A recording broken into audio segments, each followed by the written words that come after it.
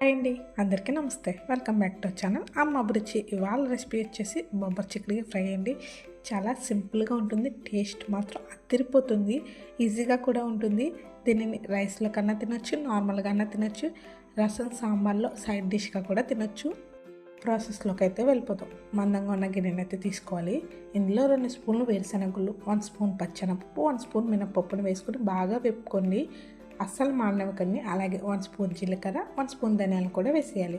మన స్పైసీకి తగ్గట్టు ఎండుమిర్చిని అయితే వేసుకోండి. ఇందులో పచ్చిమిర్చి, కారం అయితే వేయం. ఎండుమిర్చి స్పైసీ ఉంటుంది కాబట్టి ఎన్ని కావాలితే అన్ని అయితే వేసుకోవాలండి. అవన్నీ బాగా వేగాక చల్లారనివ్వాలి. చల్లారాక 3 వెల్లుల్లిపాయ రబ్బలు, చిన్న ఉల్లిపాయ ముక్కను వేసుకోండి. ఎక్కువ అయితే అవసరం లేదు, చిన్నది వేసుకుంటే సరిపోతుంది. దానిని మెత్తగా మిక్సీ పట్టేయండి. కొంచెం బరకగా ఉండేలా మిక్సీ పట్టుకోవాలి. అలాగే బొబ్బరి చిక్కుడుకాయని కూడా గిల్లేసుకోండి.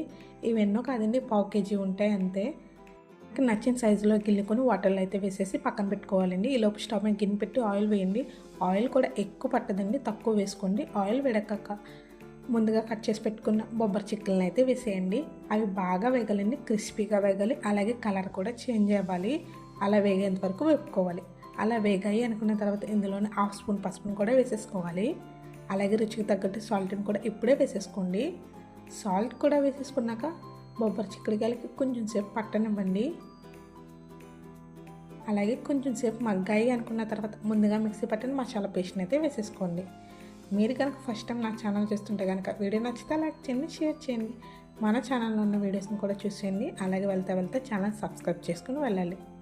మొత్తం మసాలా అంతా కలిసేంత వరకు కలుపుకోవాలండి. పొడిగా అయితే అవుతుంది, అలా అయ్యేంత వరకు కలుపుకోండి. సాల్ట్ సరిపోయిందో లేదో చేసుకోండి. అంతేనండి, బొబ్బరి చిక్కుడుకాయ ఫ్రై అయితే రెడీ. సూపర్ అండ్ టేస్టీగా ఉంటుంది.